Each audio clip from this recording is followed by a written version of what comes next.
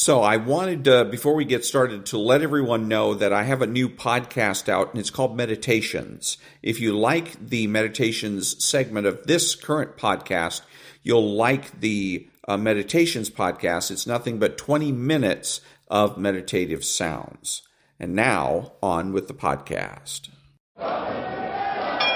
Ladies and gentlemen, welcome to Caesar's Palace for 12 rounds of boxing.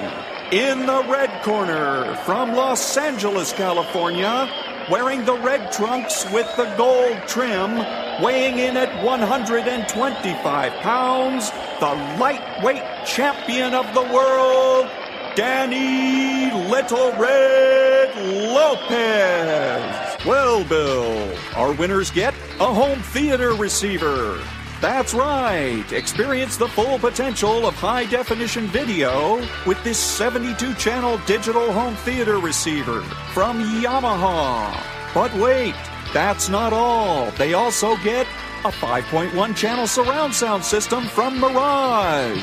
With 5 palm-sized speakers and a compact subwoofer cube, the MX 5.1 brings you huge immersive sound with Mirage's omnipolar technology. All from the Spiegel catalog, Chicago, Illinois, 60609. And they're taking closer order as down the stretch they come. Mr. Hot Stuff has 3 lengths to make up with chocolate candy last. On the rail, take the points behind that gallant son with chocolate candy gaining on the outside. In the lead is Pioneer of the Nile being tackled by chocolate candy. They're neck and neck as they come to the wire. And Pioneer of the Nile holds off chocolate candy and wins the Santa Anita Derby. And now, on your feet, time to greet holder of 14 NBA titles, your home team, your Los Angeles Lakers. Number 3 at 6'8", 5th year out of UCLA, playing forward, Trevor Ariza. Starting at center, number 17 at 7 feet, 4th year out of St. Andrews High School, Andrew Bynum. And at guard, number 24, 6'6", 13th season out of Loyal Marion High School, Kobe Bryant.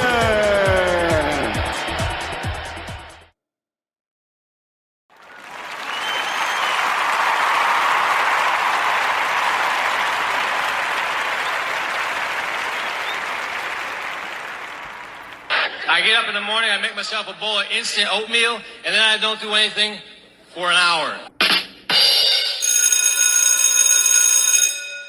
Good morning. It's Monday, Trust Your Mind Monday, June the 23rd, and this is The True Conservative. Welcome to all the butchers, bakers, and candlestick makers out there. I'm Ron, your host, and the only true conservative in the United States today. So today, after the Serenity Prayer and the patriotic song of the day, we will have the headlines, patriotic shorts, motivation, Bishop Barron, Ayn Rand, and Trust Your Mind. All that and more when I get back.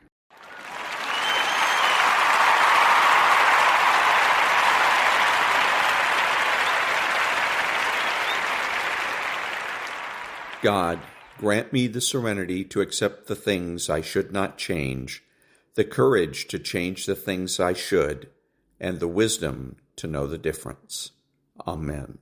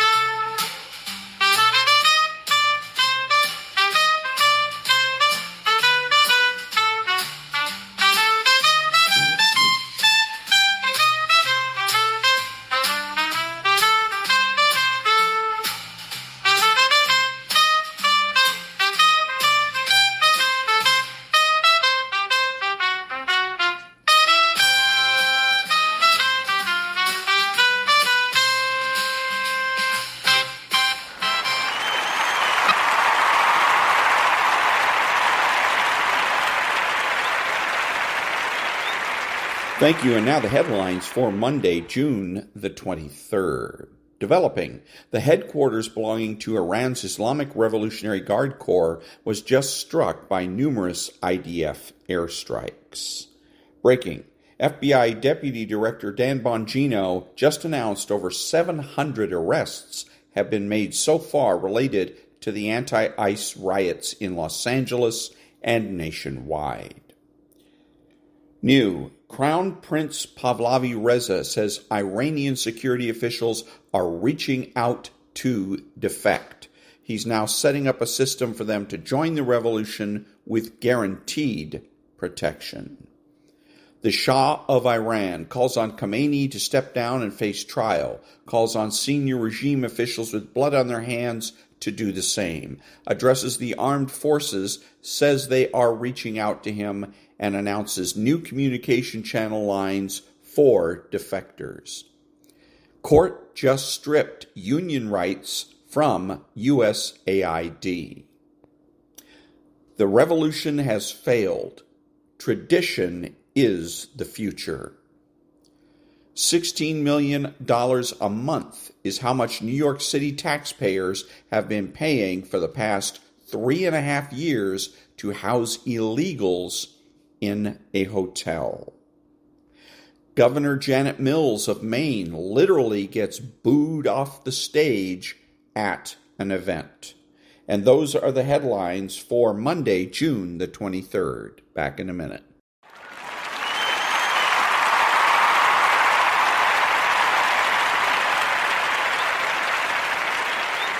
Thank you. And now the political corner. And from an account on X. Quote, everybody's asking, can we really trust our president? Let me ask you this. If we can't trust a man who stood on stage and took a bullet for what he believes in, then who can we trust? Unquote. Back in a minute.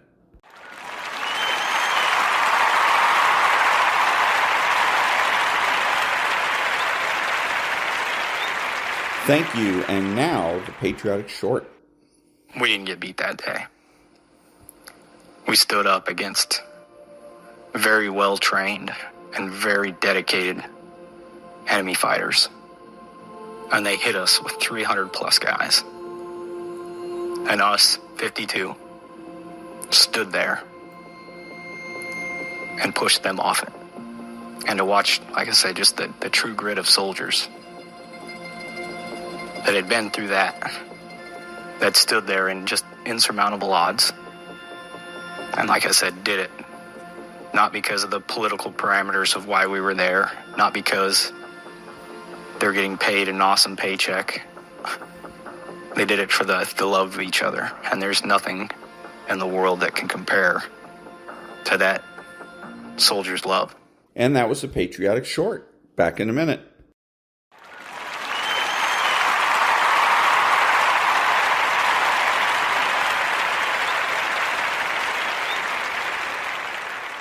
Thank you. Now, let's get motivated.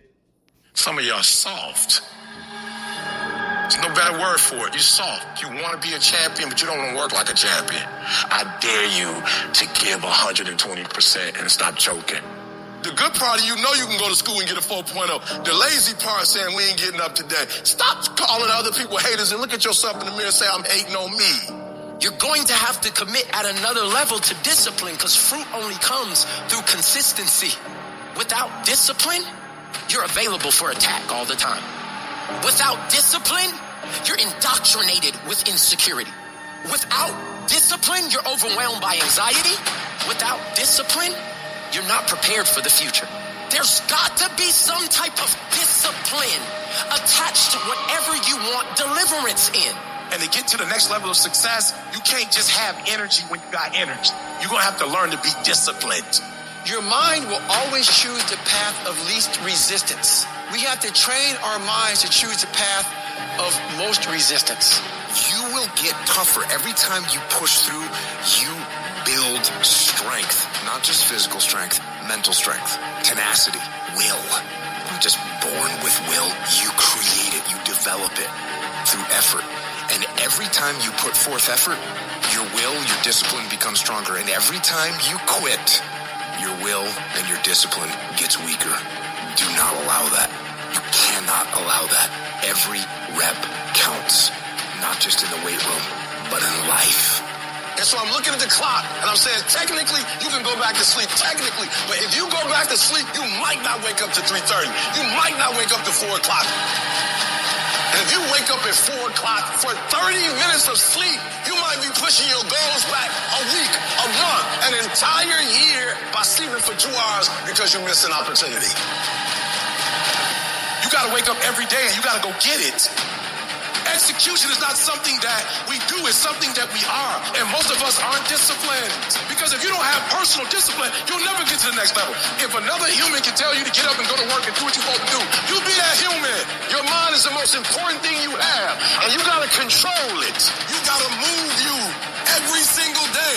It doesn't matter how I'm doing. It doesn't matter how I slept last night. It doesn't matter how I feel. I don't care how it feels.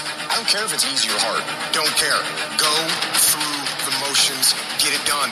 Don't voluntarily do anything tomorrow that you should be getting done today. Get it done today.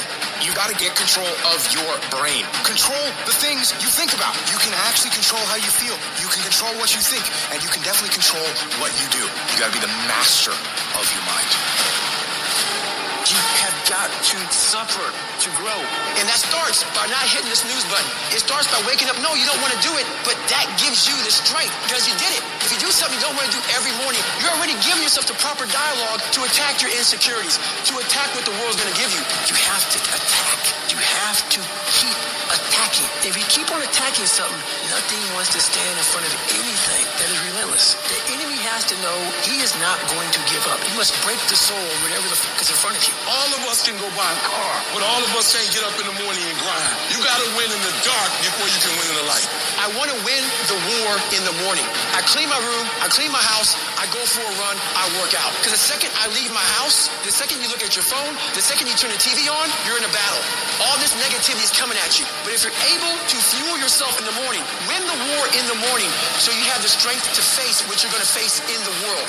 Discipline is doing what you said you were going to do when you don't feel like doing it, when you felt like doing it in the first place. You got to discipline yourself, and you got to learn that when you don't feel like it, you must still do it or actually go harder when you don't feel like it. Because out of 365 days, there are going to be days you don't feel like getting up. There are going to be days you don't want to work out. There's going to be days that you don't want to practice. There might be days you don't even feel like getting in the game. You're going to wake up most days and not be pumped up. You're going to wake up most days and not feel like doing it. But when you can get to a point that you do it anyway, then there's no way you won't reach any of your goals. Are you going to get burned out? Yeah, I get fucking burned out, but that doesn't mean I don't still fucking do the shit I need to do. It doesn't matter how you feel. It doesn't matter what you feel like. It doesn't matter how frustrated or angry or depressed or upset you are. All that matters is that you do what needs to be done on a daily basis over and over and over again. And if you do that shit and it gets done, you're going to feel a lot fucking better about your life than you do right now. How you feel about your life at the end of your time here is going to come down to your ability to cultivate discipline. It's going to come down to you developing the ability to do the things that you don't feel like doing because you know that it's the right thing to fucking do. And that was motivation. Back in a minute.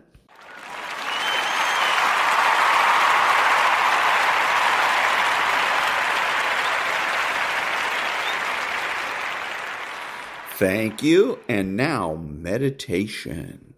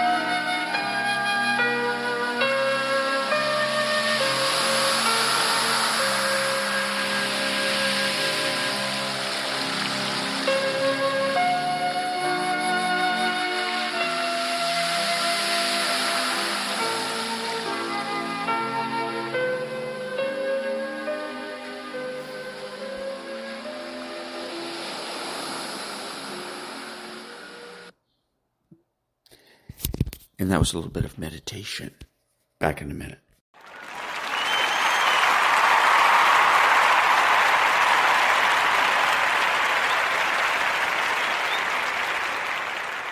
Thank you. And now, the Daily Stoic. A mantra of mutual interdependence. Meditate often on the interconnectedness and mutual interdependence of all things in the universe. For in a sense, all things are mutually woven together and therefore have an affinity for each other. For one thing follows after another according to their tension of movement, their sympathetic stirrings, and the unity of all substance. Marcus Aurelius, Meditations 6.38. Anne Lamott once observed that all writers are little rivers running into one lake, all contributing to the same big project. The same is true in many industries, though sadly, even inside the same company, people selfishly forget they're working together.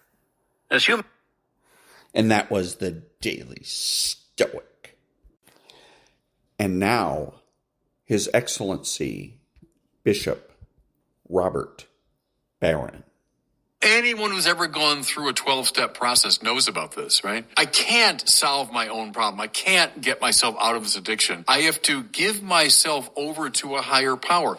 Sin is an addiction. I can't solve it on my own. That's why the church has always stood against Pelagianism. That's the view that, well, I can just kind of pull myself up morally by my own bootstraps and make my life better. No, you can't. The proper stance of us sinners, therefore, is to beg. When you get out of this boring preoccupation with your own desires and your own autonomy, and you trust, you learn to trust in a power already at work in you that can do infinitely more than you can ask or imagine. That's faith. It'll heal you. Trust me. And that was His Excellency, Bishop Robert Barron. And now, the Ayn Rand thought of the day. Quote, "The deeper significance of the ecological crusade lies in the fact that it does expose a profound threat to mankind.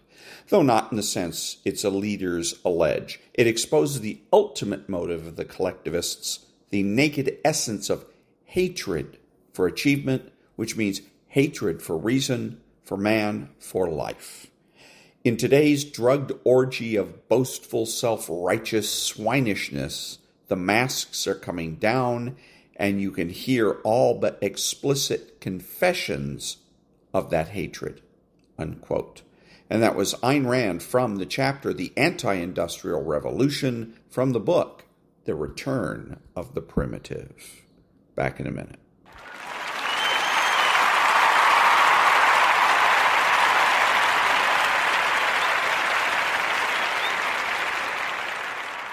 Thank you. And now, psychopathy.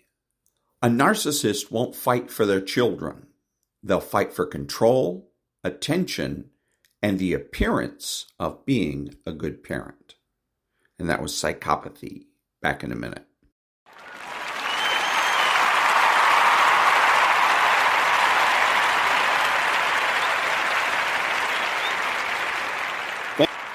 Thank you. Now it's going to be Stuart Varney. Lloyd, sure, Custodian, have a great day, everyone. I'll see you again tomorrow. Varney and Company picks it up. Stu, take it away. All right. Good morning, Maria. Good morning, everyone. 36 hours after the strike on Iran. Questions.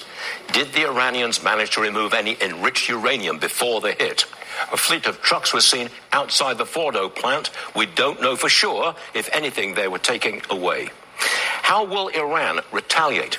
A resolution in their parliament calls for closing the Strait of Hormuz and choking off a large proportion of the world's energy supply. But that would hurt China, which needs that oil and gas. Then there's the question of sleeper cells inside America. During the Biden era, 1,500 Iranians came here unvetted. If Iran retaliates, President Trump threatens dire consequences. No retaliation so far. Here's the response from the markets. Pretty muted. Oil hit $77 a barrel earlier, but it's backed off to $74. It's close to where it was before the strike was announced.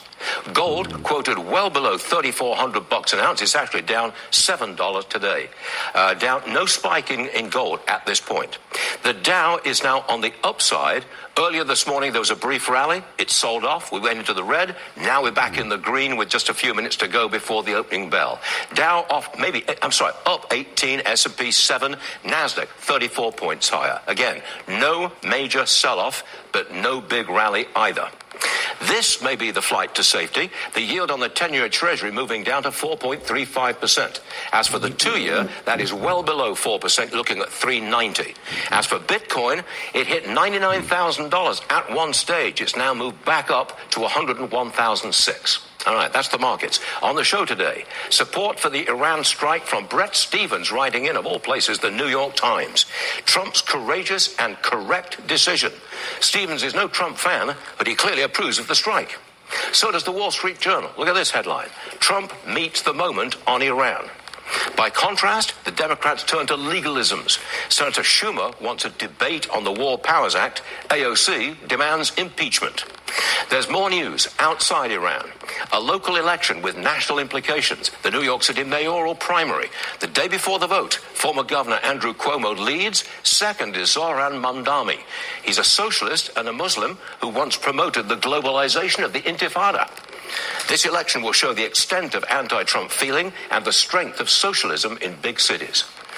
And we mourn the passing of a great American innovator, Fred Smith, the man who founded FedEx. In 1973, he started the company that would deliver what it absolutely positively had to be there. Remember that one? He built it into the largest transportation company in the world. He was a Marine. He served 2 terms in Vietnam. He was 80 years old. Monday, June 23rd, 2025, Varney and Company is about to begin. And that was Stuart Varney and Nonprofit News Now.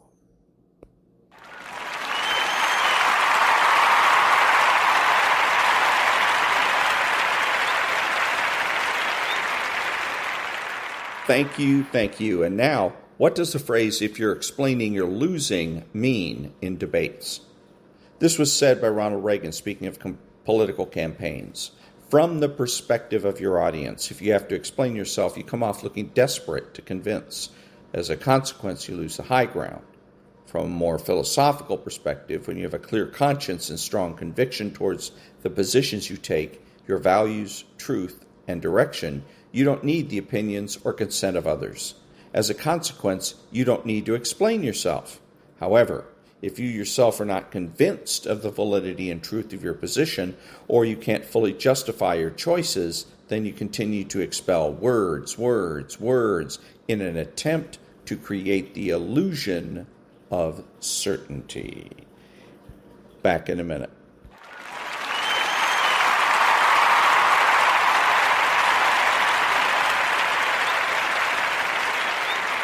Thank you. And now on, I think it's Fox and Friends, the vice president who's giving an interview.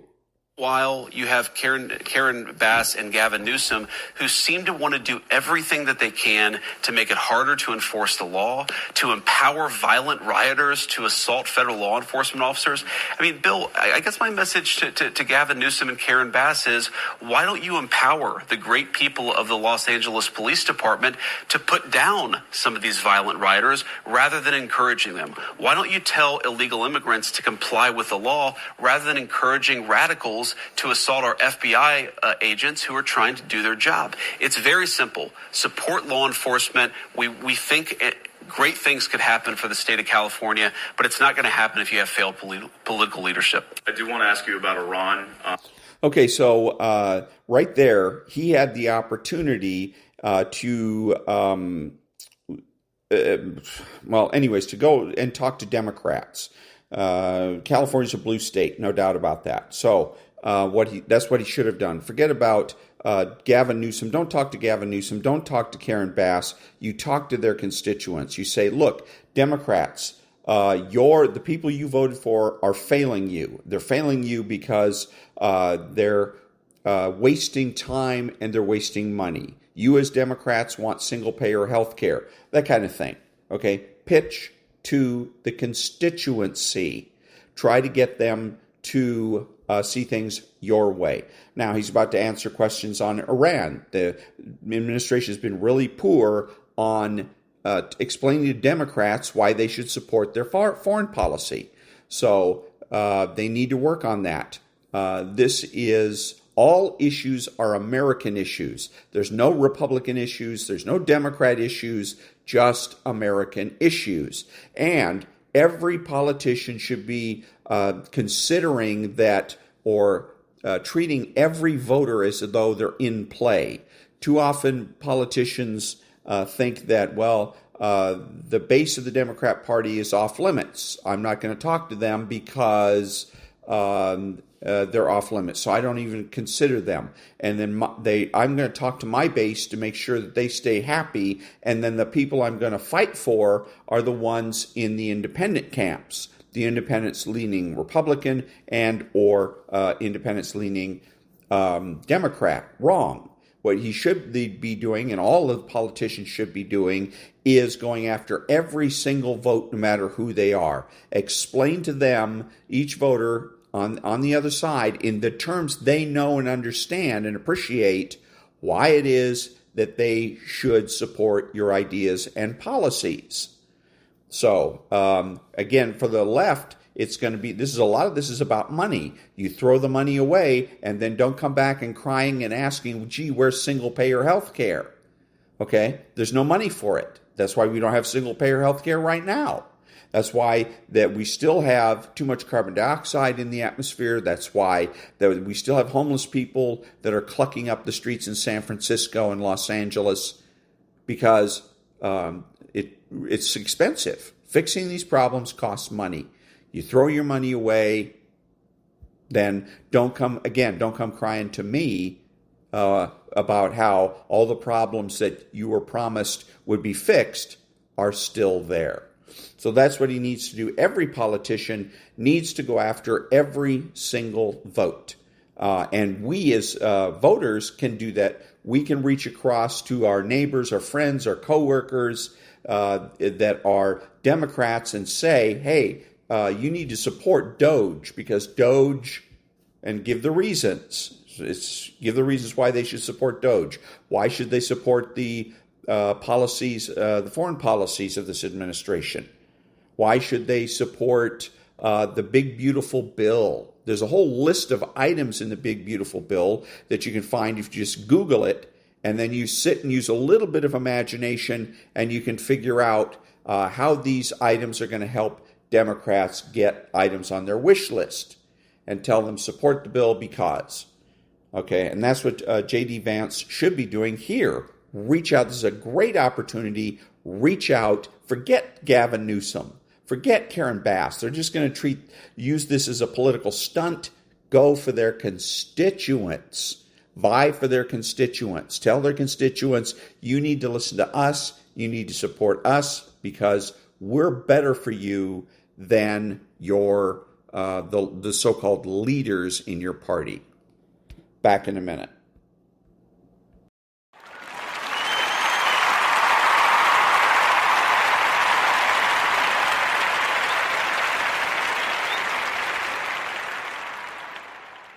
Thank you. And now from a book that's called Good Inside. What's the opposite of understanding? For this argument's sake, it's convincing. Convincing is the attempt to prove a singular reality, to prove that only one thing is true. Convincing is an attempt to be right, and as a result make the other person wrong. It rests on the assumption that there's only one correct viewpoint. And then my question is this supposed to be convincing? Further, convincing has one goal in mind, being right. And here's the unfortunate consequence of being right. The other person feels unseen and unheard, at which point most people become infuriated and combative, because it feels as if the other person does not accept your realness or worth. Feeling unseen and unheard makes connection impossible. Understanding two things are true and convincing one thing is true are diametrically opposed ways of approaching other people, so a powerful first step in any interaction is to notice which mode you're in. When you're in one thing is true mode, you're judgmental of and reactive to someone else's experience because it feels like an assault on your own truth. As a result, you will seek to prove your own point of view, which in turn makes the other person defensive because they need to uphold the realness of their experience. In one thing is true mode, exchanges escalate quickly. Each person thinks they're arguing about the content of the conversation when in fact they're trying to defend that they are a real, worthy person with a real, truthful experience. And again, is this convincing? Back in a minute.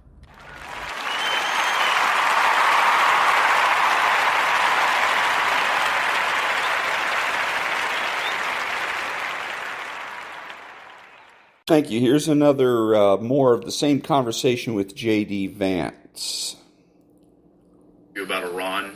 There have been all sorts of articles and media reporting about this supposed rift in MAGA world and amongst Republicans about what to do with Iran. How do you see things? So there you go.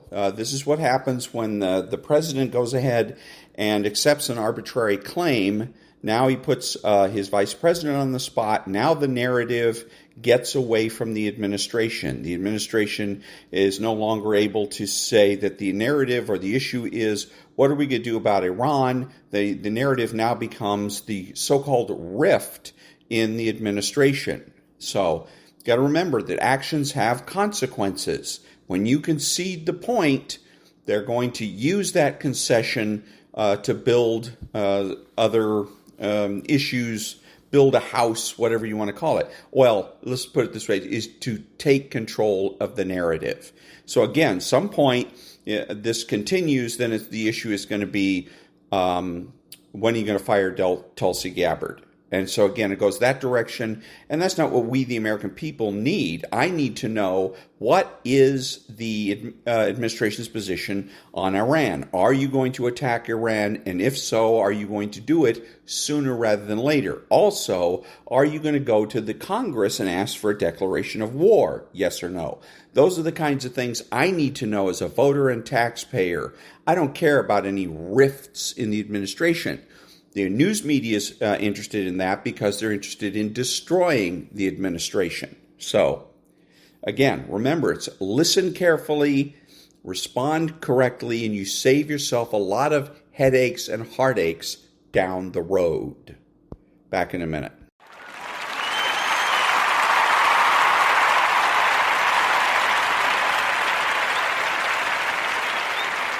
Thank you. Now the preamble to the Declaration of Independence.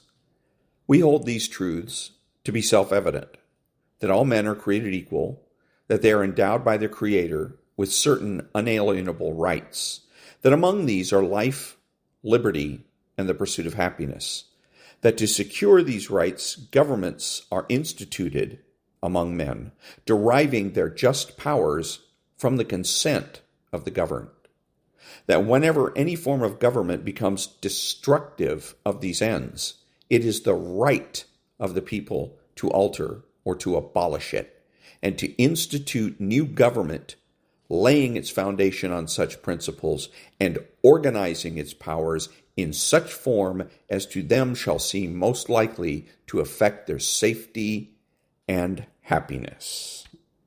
Back in a minute.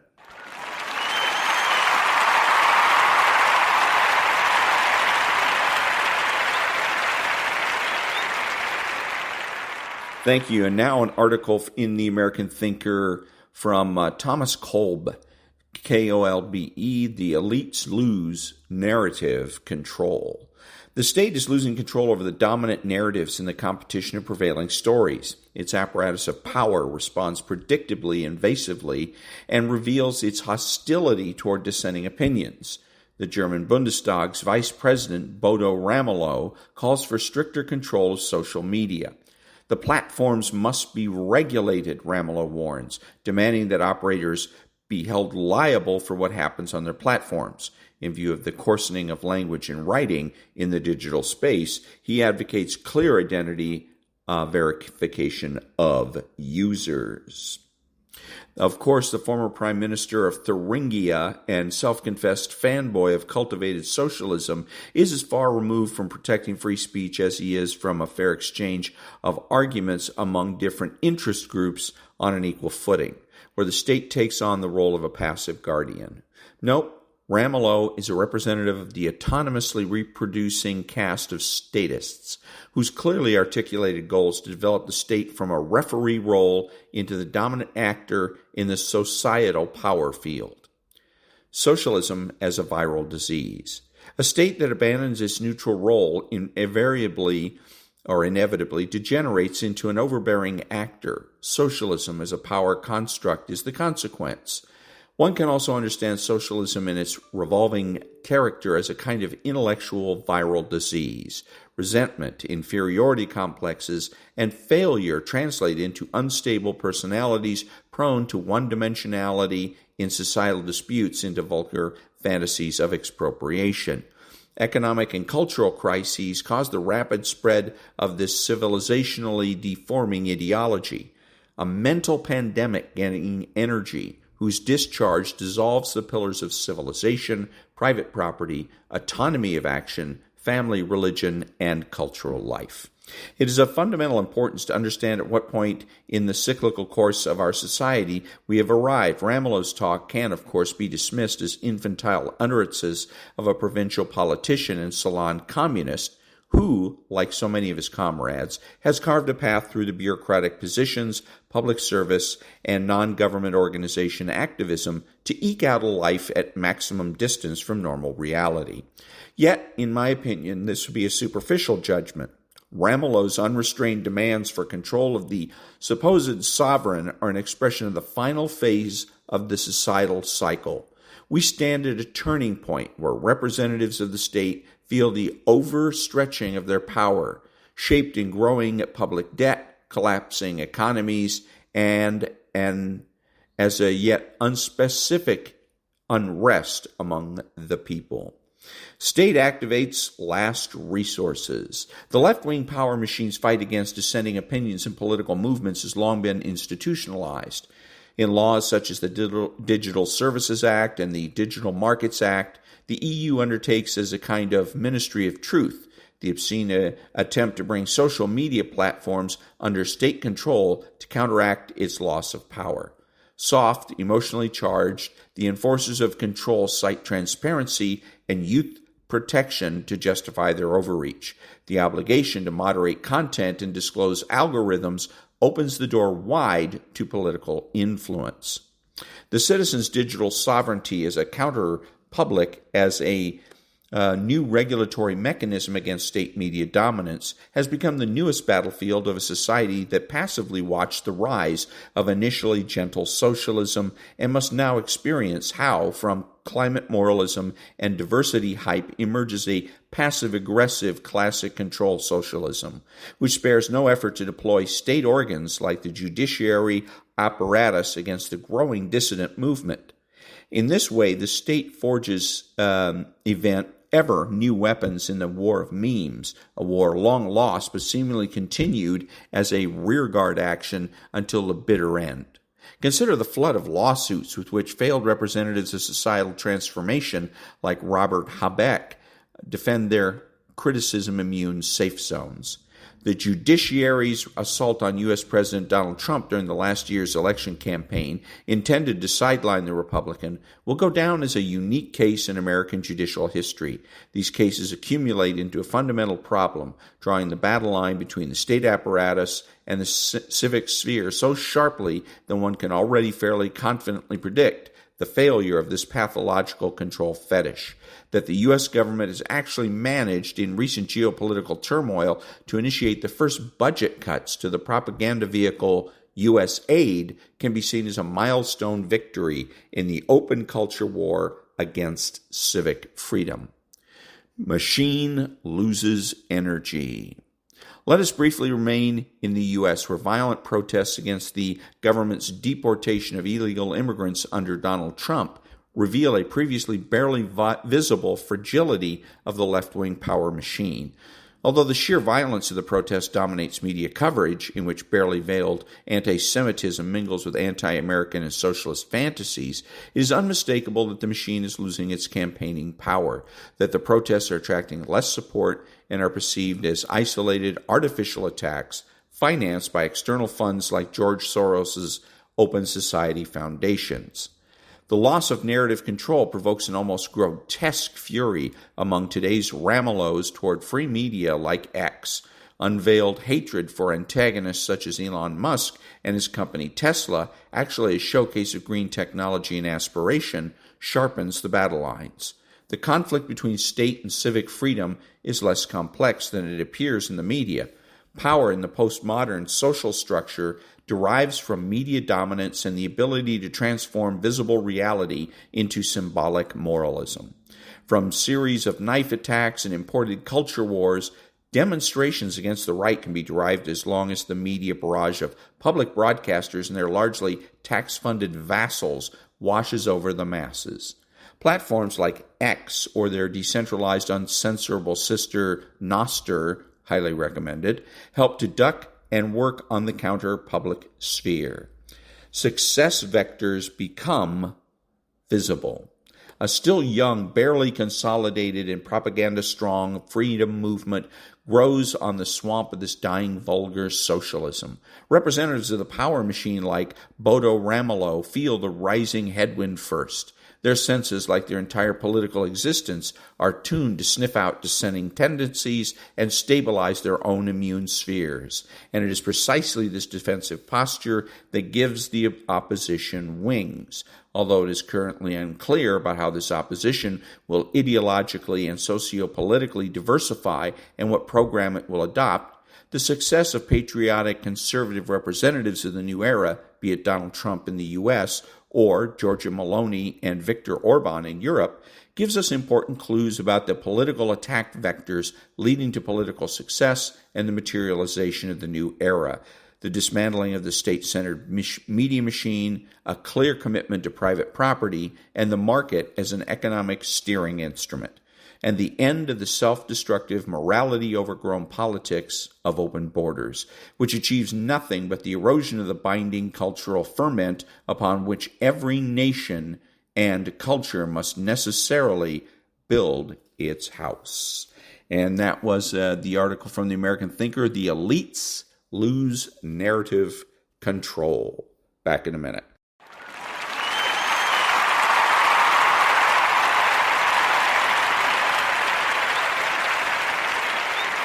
Thank you. So, about the bombing of Iran, I heard about that on, I guess it was Saturday. And anyways, first of all, I hope it was successful. I don't know anything at this particular point when I'm recording this on Sunday about the damage and whether or not it was successful in terms of destroying Iran's nuclear arms capability. Again, Iran, I agree with the idea that Iran can't have nuclear weapons. They're absolutely irresponsible, and I believe that we would just have global thermonuclear war if Iran ever got a nuke. And so it just can't happen. They would end up destroying the entire planet. So for that reason, it just can't happen. Having said that, I think that I don't disapprove of the fact that the President of the United States didn't follow the law. He is sworn to support and defend the Constitution. He didn't follow the Constitution. He did not get a declaration of war. He should have done that.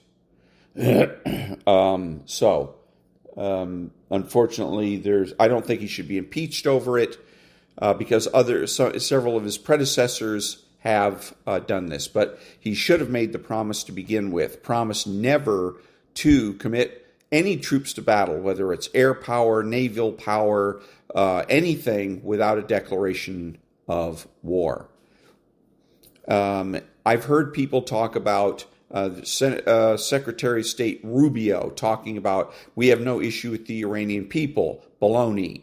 I'm tired of this left-wing manufactured dichotomy where the left was the first one to start talking about regime change, and our issue is only with a particular regime but not the people of this particular country. They said it about Iraq. They said it about other places. I think North Korea. We have nothing against North Koreans, just against Kim Jong-yum or whatever his name is. So yes, we do. We have something against those people, whether it's Iraq or Iran or whatever, because the people support their politicians, their leaders. Okay, Iran installed this kind of government back in 1979. They overthrew a king, the Shah of Iran. They overthrew him, and they installed a theocracy, and they have kept that in place for over 50 years. They've made absolutely no effort to change that government. The government has come out and said many times, death to America, death to Iran, or death to Israel, and the Iranian people are fine with that. No. So we're as much against the Iranian people as we are against the government, period. And we should have gotten a declaration of war and make the whole country of Iran our prisoner and do with it as we see fit. Anyways, so that's one of the issues is that, that you can't separate the government from the people. People installed that government. The people support that government. That's that. Unless there's an active revolution going on inside that country, then the government and the people are one and the same. Excuse me. So I hope. Oh, and then the other thing that Rubio said that was really stupid was, our first concern is the safety and well-being of our troops. Well, you're a nut. If that's your first concern, then you shouldn't be the Secretary of State. If that's the president's concern, he shouldn't be president of the United States. There's nothing inherently safe about going into combat. There's nothing safe about going into combat. There's nothing safe about flying a plane with tons of ordnance strapped to it. Okay, the real issue is, number one, good order and discipline.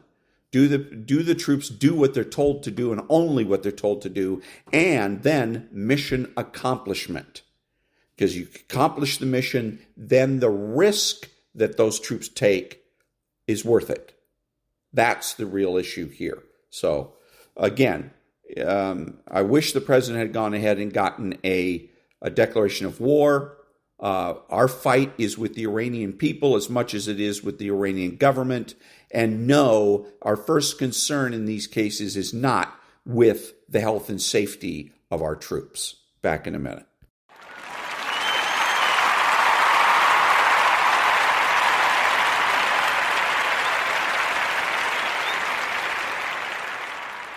Thank you. And now the stats. The statistics from Spreaker for the week of June 15 through June 21. Downloads were down. Down in the United States. Down in Canada. Up in Australia. And up in India. But overall down. So those were the stats from Spreaker for the week of June 15th to June the 21st. Back in a minute.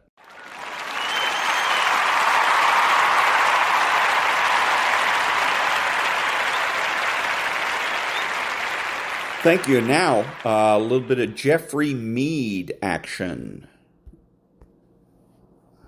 So we're also finding out Democrat lawmakers were not briefed on this attack. However, some Republican lawmakers were. Why? Yeah, it's called operational security. And Democrats as a whole care more about opposing Trump than they actually care about doing good for the American people. There's a very good chance if Democratic lawmakers would have found out, there would have been leaks to the press. Or they just would have went out to the press and tried to blow up the entire operation. And part of that is because many of them have Trump derangement syndrome. Again, it's more important to oppose Trump than anything else. Many Democrats also have open hostility towards Israel and have shown sympathy towards terrorist organizations. So those proxies for Iran, Hamas, Hezbollah, the Houthis, many Democrats have shown sympathy towards them.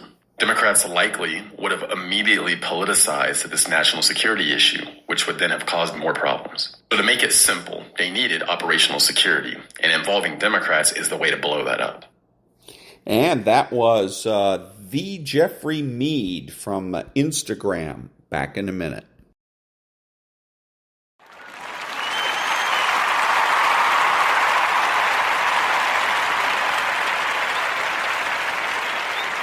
Thank you. Now, Giorgia Maloney. Si è detto che io mi autoproclamo leader di una nazione che conta. Io sono il leader di una nazione che conta. Non perché io conto, ma perché sono presidente del Consiglio dei Ministri di una nazione che si chiama Italia, che è fondatrice dell'Europa, che è fondatrice della NATO, che è la seconda manifattura in Europa, che è la terza economia europea. Il potere dei paesi, delle nazioni non cambia in base al loro governo, solo che io sono consapevole e voglio essere consapevole di quella forza, e se qualcun altro prima di me non è stato consapevole della forza che rappresentava, ne abbiamo pagato il prezzo. Certo che sono il leader di una nazione che conta, e voi siete rappresentanti di una nazione che conta, tutti qui rappresentiamo una nazione che conta. And that was Giorgia Maloney. Back in a minute.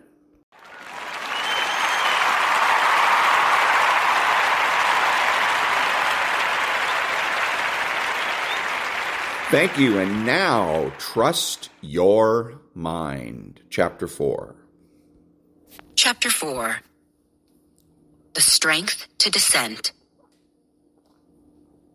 Does it feel to you like we've forgotten the joy of dissent? The kind of freewheeling, brainstorming, and thinking out loud that once characterized rowdy, robust university classrooms, where students challenged not only each other, but the professor as well.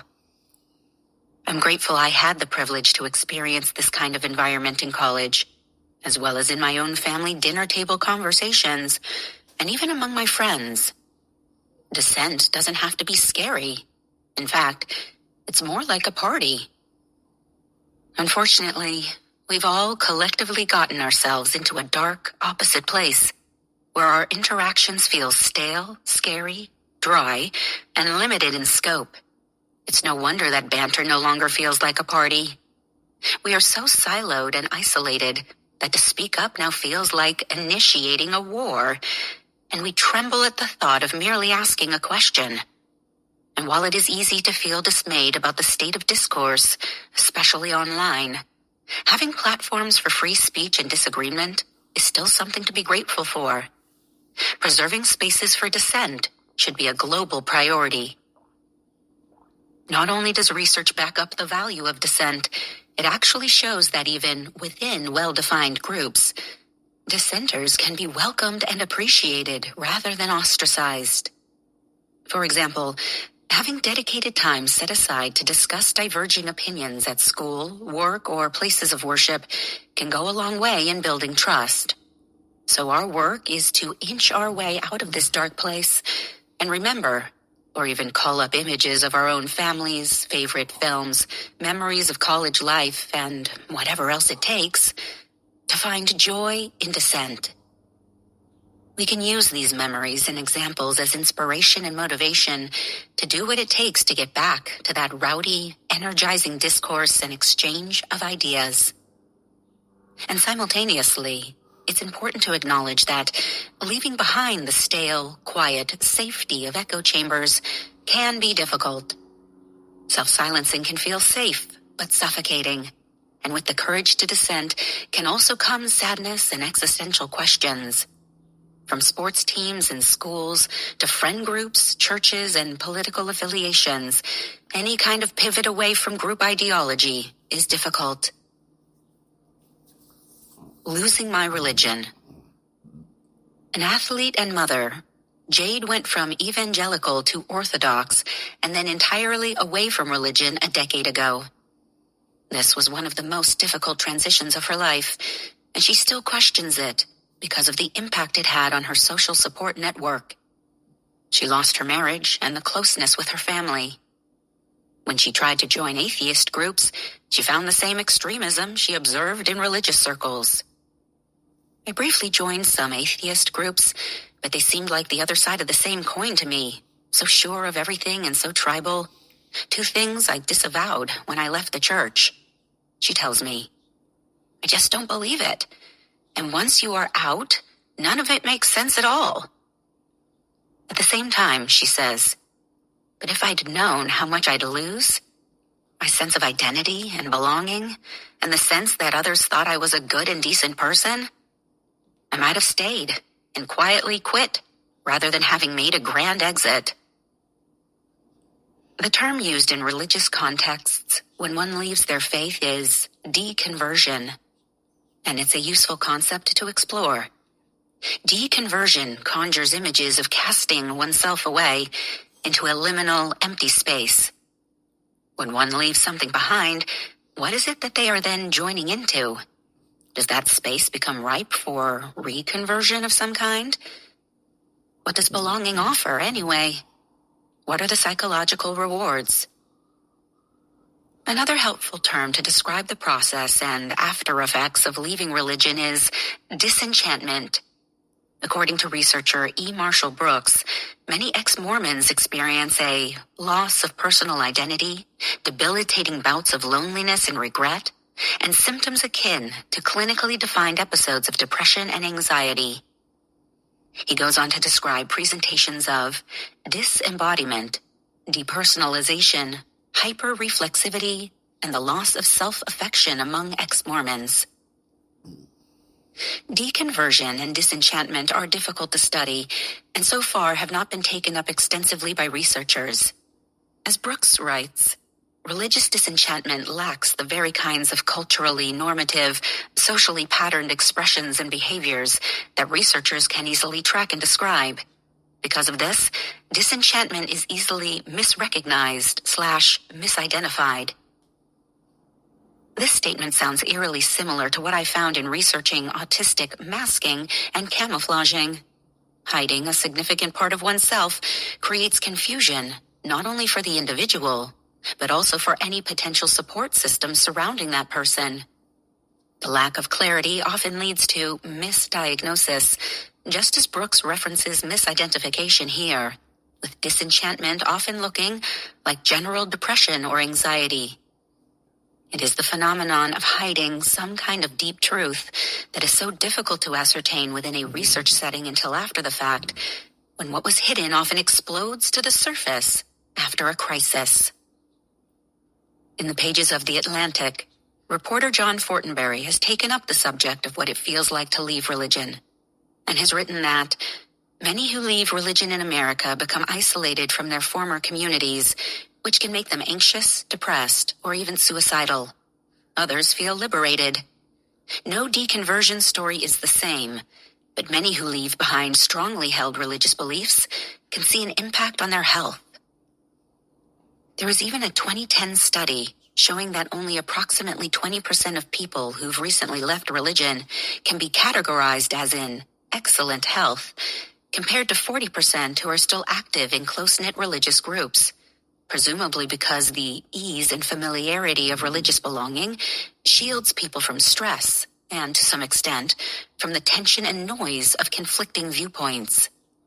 Tribalism is powerful for the mind and body, but that doesn't mean you should abandon your critical viewpoints for a state of well-being that is removed from your reality.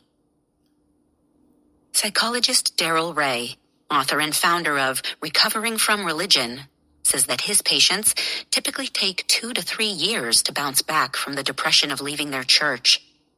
There is a kind of disillusionment that happens, along with learning to view the world through a new lens, away from former ideals. One could say the same of leaving the extreme left or right, or any other association that we once identified with. There is pain in leaving one's group. The sense of community, belonging, and certainty about the world is lost. From groupthink to free thinking. Stepping away from any kind of groupthink or ideology is going to catalyze a range of emotional responses, including shock, depression, lethargy, relief, confusion, and grief. And anyone who has worked hard to push through the pressure of self-silencing knows that the goal of individual, self-actualized liberation becomes like a burning light in some distant future that one walks toward through the winds and storms of intense pushback. It is vital that we look at the emotional interiority of the process of overcoming self-silencing and breaking away, and to do so we must tackle various angles, as research on this complex process is limited. Identity, after all, is a complex web of ideas, experiences, and relational interactions, and when doubt or critical thought begins to surface, there is an existential challenge to the person that is difficult to reconcile and can thus produce depressive symptoms, anxiety, or general angst. When a person remains in such a state, especially engaged in self-silencing over a long period of time, the risk of severe depression increases. It is often the critical thinkers, the millions of people out there who think deeply about any given group ideology, from school to faith to politics to sports, who are bright and want to openly challenge dogma, but, faced with the mental, social, and emotional hurdles, don't. It is too scary to speak out, or perhaps one's entire network of friends and family revolves around a shared ideology, or a person has had a set of beliefs so psychologically ingrained in them that attempting to exit feels morally wrong. I've heard from many people who left behind group affiliations and identities that took time to shed, ranging from teachers and therapists to athletes, pastors, librarians, students, and more. Denise decided to step away from Waldorf, an educational approach with a formal framework around training children in nature, after teaching within the Waldorf educational system for 10 years and having attended a Waldorf school as a child. It is beloved by many, but she chose to leave it when it no longer felt right. However, this personal decision had a ripple effect of consequences.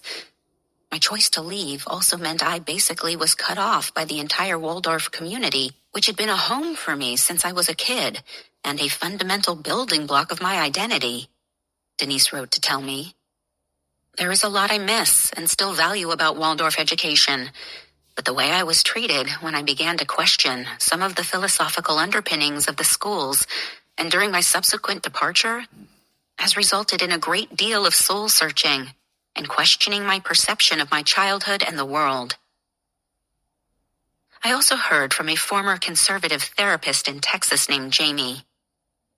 My dad is a well-known Republican district judge in my small hometown, so identifying as liberal was a really difficult decision with lots of social repercussions in my community. She says, I am a therapist based in Austin, Texas, and over the last few years I have slowly but surely made a complete exit from evangelical Christianity. Previously, Jamie says, she was all in. She got married at 22, did mission trips and all the church things, she says. When I started grad school to become a social worker, my views of politics were challenged by new perspectives I had never considered before. I first wrestled with my political identity, having grown up in evangelical Christian communities that were also very conservative. For a while, I tried to be a liberal evangelical Christian, but over the last couple of years, I have revisited my religious beliefs and made the decision that agnosticism aligns with my values and beliefs the best. Having found greater alignment, people like Jamie who dedicate years towards questioning and critical thinking can eventually find a greater sense of peace and authenticity, no matter what they decide. Another woman, Willow, grew up in a cult where women don't cut their hair, use makeup, or wear pants, and no necklines are allowed below the collarbone. She explained, Thankfully, my dad, my main parent, left the cult when I was a teenager. I wasn't raised nearly as strictly as other members, but there was still a lot of the stigma there. Purity culture was heavily pushed, and I wasn't allowed to do things that many of my peers regularly did. I didn't read Harry Potter until I was an adult, witchcraft and all that. I struggled with anxiety and depression heavily in high school. Now I know that I had undiagnosed ADHD, but at the time, my symptoms were just seen as an attention grab. Everyone treated me either as crazy or looking for attention. There was no one trying to look below the surface to see how much I was struggling. It felt, and sometimes still feels, like I'm fighting to keep my head above water. Willow later moved out of her home state and met her husband at age 18, and then they moved to Alaska. At first, I was terrified of the isolation, but it was one of the best things for me mentally. I was able to step away from my overbearing family and form my own opinions. I walked away from Christianity and conservative republicanism and have never looked back. She tells me that leaving the tight-knit groups of her youth was deeply isolating, and she still feels like an outsider, like peering through a window, as she describes it. Unfortunately, she feels like she has to shove her opinions and true self down around them, masking to the extreme. But she ultimately feels at peace with her decisions, though she continues to miss the feeling of community and unconditional love she experienced in the cult, even if it was, in fact, conditional. These are difficult life transitions, and real vulnerability is required to walk this path. Of course, liberation from groupthink can also greatly improve mood and quality of life. A small study of 24 exiters from Christian fundamentalism, for example, found that freedom from religious conformity, new secular relationships with mutual emotional exchanges, an enhanced sense of autonomy, and personal freedom may have contributed to their greater well-being. As the saying goes, nothing worth having comes easy. But the reward that follows the difficult escape from groupthink and the more authentic sense of self that comes with leaving a community that once provided a false sense of security is worth the challenge. There is joy on the other side of groupthink. The true purpose of dissent. Jolanda Jetten is a Dutch social psychologist at the University of Queensland in Australia, who studies social identity and group dynamics. She also studies dissent because so much social science research has focused on conformity. For example, she points out that researchers often conceptualize dissent as lack of loyalty, when in fact, challenging group norms often implies deep concern for the longevity of a group's value system. Group members may dissent because they care for the group and are concerned about the course of action that other group members are taking. She writes with co-author Matthew Hornsey, dissent is then motivated by an attempt to change group norms for the better, a phenomenon that has been variously described as constructive deviance or constructive patriotism. One could say that the large group of heterodox thinkers and writers emerging today have strong pride in being human or in being free-thinking individuals. That is their overarching value, and they are what social science researchers call high identifiers. That is, they speak up because they care. They dissent because they care. And they all have a stake and all care about the future of intellectual life. As such, Jetten and Hornsey write, highly identified group members dissent because they care about the group. In other words, their dissent is in the service of the group, aimed at changing group norms that they perceive as detrimental. But sadly, dissenters are often doing silent work, only to be recognized later. The influence of minorities is indirect, delayed, and not always visible. When these group members are influential, change is often not attributed to their influence, writes Jetten and Hornsey. The value of opinion minorities lies in their ability to guard the group against complacency, to challenge conventional wisdom, and to keep the group sharp and on its toes. In that way, dissenting minorities can change norms or behavioral conventions that have lost their utility. Another term for a dissenter is a moral rebel, defined as someone who stands up and takes a conspicuous stance in opposition to a norm, expectation, or convention that they perceive to be immoral. A moral rebel can also be called a positive deviant. In fact, Stanford professor Benoit Monin and colleagues point out that moral rebellion poses distinct threats to groups, and so dissenters are not always welcome. But they should be. Sometimes their rebellion is seen as criticism of the group, or their actions make people in the group question their assumptions, or the rebels confront the group in their own complicity with immoral acts, all of which can lead to existential crises, resentment, and defensiveness. Dissenting minorities exert influence on the group as a whole because they force the majority to think outside the box, write Yetin and Hornsey. There is certainly an incentive for welcoming dissenters, however. By tolerating a deviant or dissenter, group members can show that they act in accordance with their beliefs and values, and this strengthens the social fabric of the group, they write. Perhaps we can start to think of dissenters as cheerleaders for humanity? Relatively unheard of now, Yetin and Hornsey also argue that, mindful of the benefits of dissent, some groups might create informal roles within their ranks that free people up to engage in dissent. I haven't seen much of this as an adult, though I recall school teachers encouraging dissent during classroom discussions. An example is the role of court jesters in the Middle Ages who, perhaps because of their marginal and non-threatening position, were the only ones who were licensed to openly raise unpleasant truths in the presence of the king or queen, they write. A modern equivalent is the role of the devil's advocate, whose purpose is to question the group's functioning in order to understand the organization's weaknesses. This raises important questions. Can universities, workplaces, and social media platforms carve out space for dissent? Have we forgotten the value of dissent because we are also afraid of offending one another?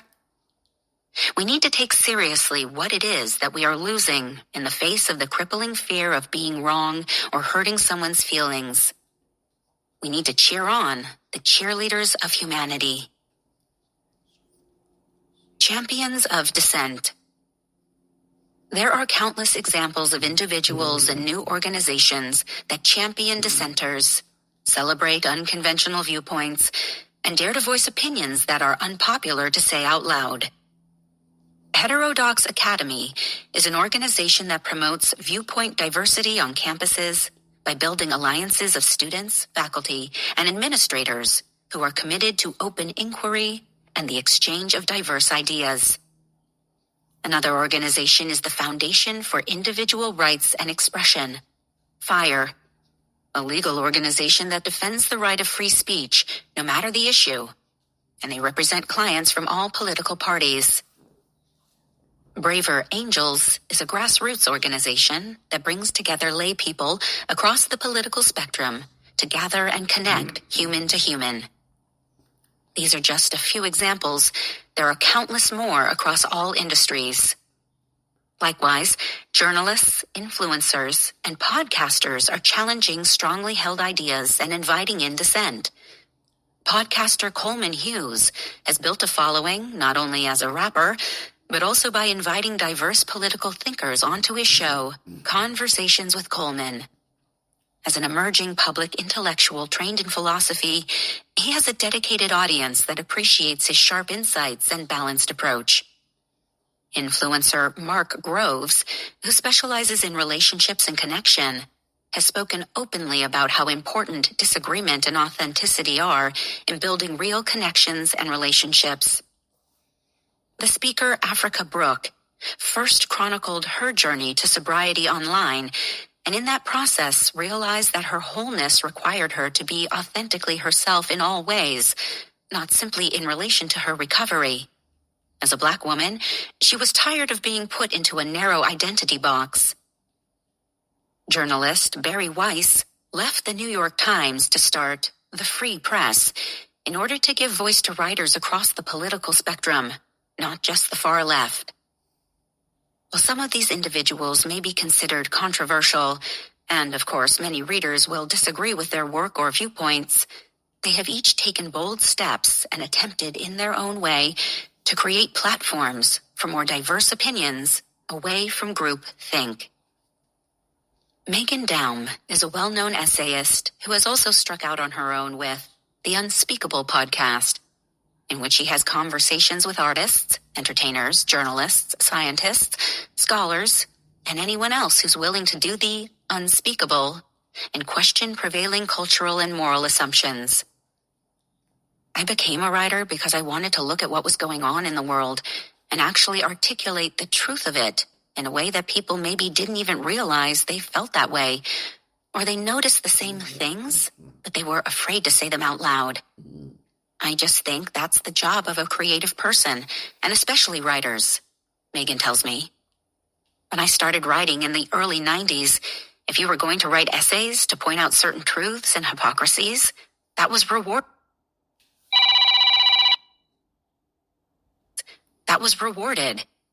And you'd get another assignment, like, well done. Daum has always been interested in the gap between what people thought they were supposed to think or feel and what they actually thought and felt. Initially, her work was widely published, from the New York Times to the LA Times and the New Yorker. Then, around 2014, she started noticing that the air in literary circles changed. Her writer friends would say one thing privately, but then say otherwise online. She was deeply perplexed. And around the same time, she describes what happens next as being recategorized. That is, because she wasn't a die-hard online social justice activist, she was viewed as problematic. She didn't go along with others, and she kept being herself, publicly, as she always had, unlike many writers she knew. And like others, she has faced backlash for being a white, hetero, cis commentator on identity-related matters, but onlookers fail to acknowledge the many diverse voices she features and collaborates with. Now, Megan is building in-person gatherings across the United States for people to come together and say their own quiet parts out loud that they feel scared to talk about with neighbors and friends. People write to her sharing how alone they feel, and that's where the idea for her gatherings came from. So I ask Megan what her advice is for other aspiring silence breakers. Speak up in an intellectually honest way. Don't give in to reductive clickbait talking points, she says. The only way to fight extremism is to fight with nuance, she reiterates. For Megan and the many other individuals and organizations advocating for greater viewpoint diversity, there is care, investment, and dedication to the beauty and joy of debate. It's not about featuring wild hate speech, as some narrow-minded opponents might suggest. This is an important distinction, and as readers journey toward greater nuance and tolerance, time should be taken to read closely what many of these writers are advocating for. Pushing us forward, dissent leads to the search for information. The United States, from what I've gathered in my conversations with people for this book, is a country that suffers from a shortage of exposure. Exposure to diversity of ideas, backgrounds, and thoughts within one's own neighborhood, school, and workplace. Even with all the diversity, equity, and inclusion work nowadays, because it is often forced and surface level, relying on rote memorization of talking points as opposed to nuanced inquiry, there doesn't seem to be a real, deeply felt awareness of the feelings and inner lives of others from differing demographics. Connection, empathy, and understanding stem from sitting with another's reality in a slow, patient way, not simply from reading or watching videos. While there is excellent, nuanced work happening in DEI spaces, it sometimes feels a bit detached. A fantastic 2023 debate at MIT featuring Kareth Foster and others highlights the nuances of DEI done well and done badly. Foster is a diversity engagement specialist who speaks widely on moving from safe spaces to brave spaces, championing authentic expression away from the division that she sees dominating the majority of DEI work, especially from her perspective as a Black woman. As a comedian focused on truth-telling, she brings an appreciation for the nuanced inner experiences of people. As such, the name of her DEI consultancy is Inversity. Regarding the value of exposure to diversity of ideas, a 1996 paper by two UC Berkeley researchers states that individuals exposed to minority disagreement have been found to utilize more strategies in the service of performance, recall more information, manifest more flexibility and thought, show more originality, and detect solutions that otherwise would have gone undetected. The UC Berkeley researchers were particularly concerned with exposure to minority dissent on political issues and found that minority dissent tends to stimulate the search for more information, which is a wonderful outcome and a pursuit we should encourage more of. We want people seeking out information and coming to their own conclusions after thinking critically. Their study offered evidence that people with the minority opinion would be motivated to understand the majority message and, as such, search for information that would shed light on that position. More than 20 years later, and in the context of social media, that inclination bears out.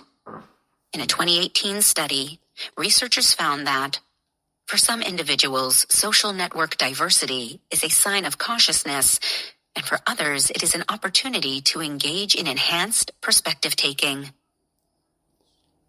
While exposure to different perspectives has potential to produce the healthy challenging of ideas and a search for new information, it is the algorithms that often stand in the way. As the researchers write, diverse news recommendations can foster increased news exposure, which is great if viewers actually see those diverse news recommendations. With likes and shares as incentives for individuals, and platforms relying on eyeballs scrolling for as long as possible, the incentives for the platforms themselves is to keep reinforcing what people want to hear. That is, seeing the same echo chamber perspectives over and over. In short, profit motivation drives addiction and outrage. Critical thinking is perilous to the growth of social networks that need to keep users as engaged as possible for the greatest monetary reward.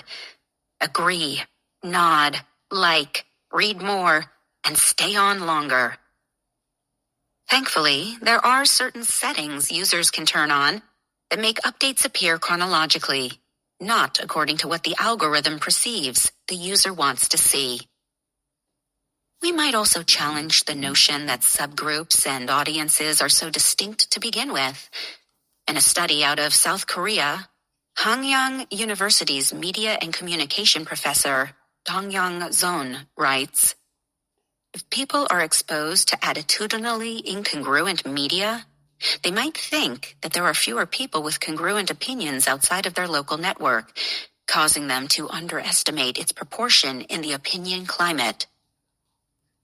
This is also referred to as pluralistic ignorance, meaning that people tend to wrongly believe that the majority disapproves of their private opinions, when the majority actually supports them. In other words, being exposed to attitudinally incongruent media might cause individuals to underestimate the proportion of congruent people in the general population, lowering their likelihood of speaking out even when they are a local majority. Zon created a simulation model to theorize how information spreads across mass media and more local social networks, as he wanted to assess how self-silencing ebbs and flows according to prevailing opinion climates. Regarding political and viewpoint diversity, he and his colleagues assert that a slight deviation or introduction to an alternative voice has the power to interrupt the cycle of silence. If there is a dominant narrative in place in a community, a cycle of silence tends to remain entrenched for those with a minority viewpoint. The same is true for those with very close social ties, like we learned with close-knit religious circles. That is, patterns of self-silencing remain because people are afraid to dissent. But what Zon suggests, however, is that exposure to alternative viewpoints begins to dissipate the cycle of silence for audiences. exposure to diversity of thought in the online world can generally result in one of two directions: a sense of overwhelm or a sense of celebration. In the field of online psychology, or what is called cyber psychology, context collapse is a fancy way of referring to when worlds collide, and can be as simple as the stressful blending of several audiences, whereby an individual is forced to manage multiple groups that are normally separate. Having family, friends, and coworkers on Facebook is a clear example. On the other hand, researchers Jenny Davis and Nathan Jurgensen coined the term context collusion to convey the strengths of when all of one's various audiences and networks come together. Bringing together different networks from various contexts can often be enjoyable, and they explain that context collusion has always existed.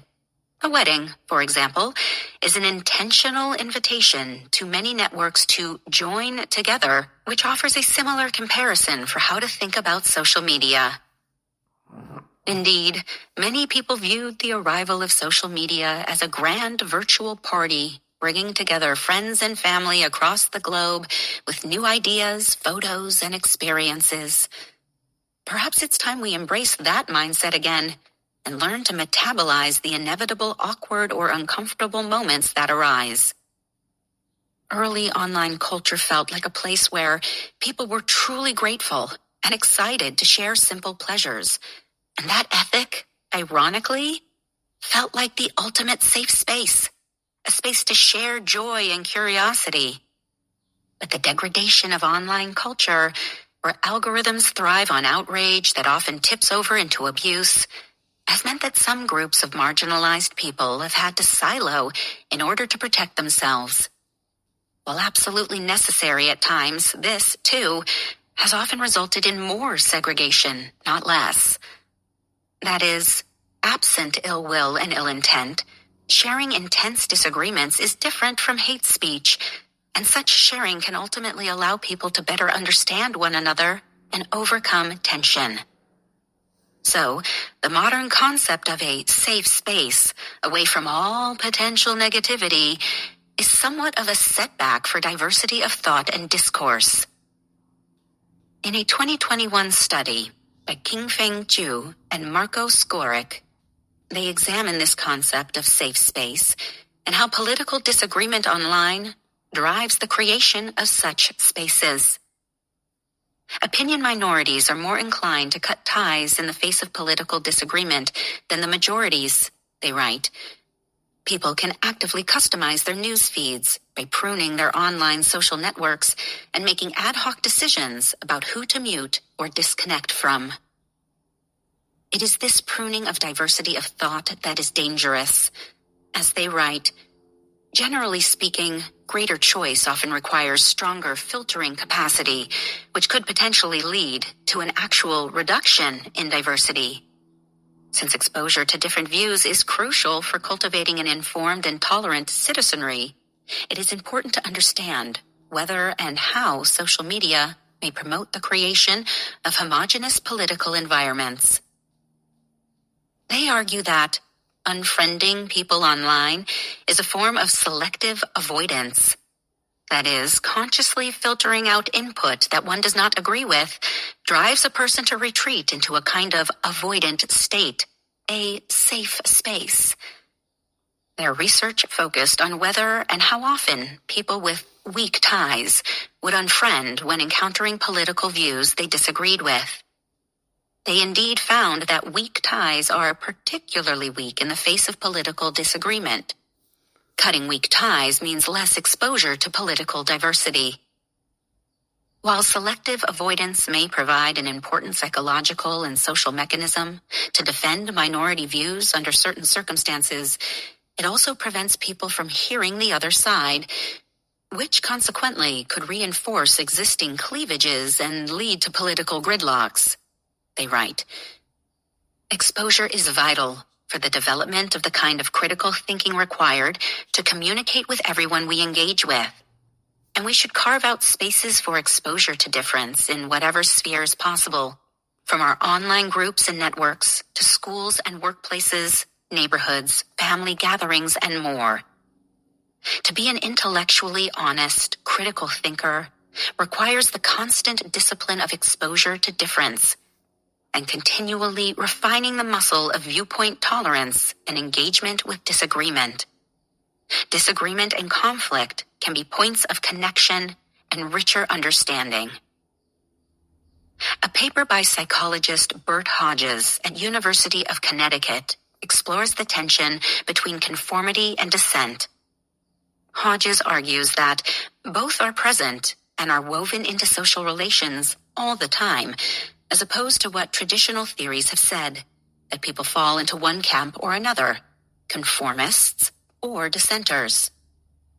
Divergence is as pervasive as convergence, he states. That is, we can all be followers and leaders. You might more often dissent when a topic tugs at a cause you care about, but choose to conform when the stakes are lower, for example. Social understanding cannot be reduced to convergence or divergence. There is an embeddedness and an interdependency involved in all interactions and forms of thought, such that we are in constant dialogue, feeding off one another.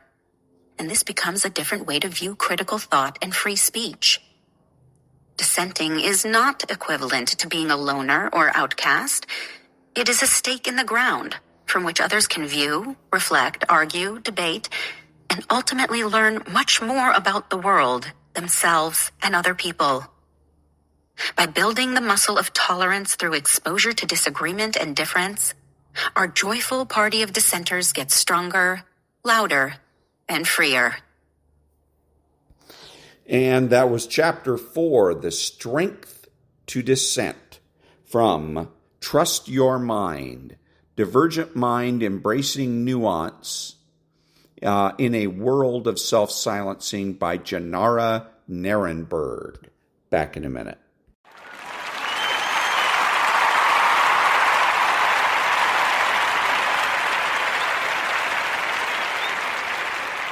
Thank you. And this is Ron, your host, the only true conservative in the United States today, bidding adios to all the butchers, bakers, and candlestick makers out there, and reminding you that rights are not collective. They are joint and several.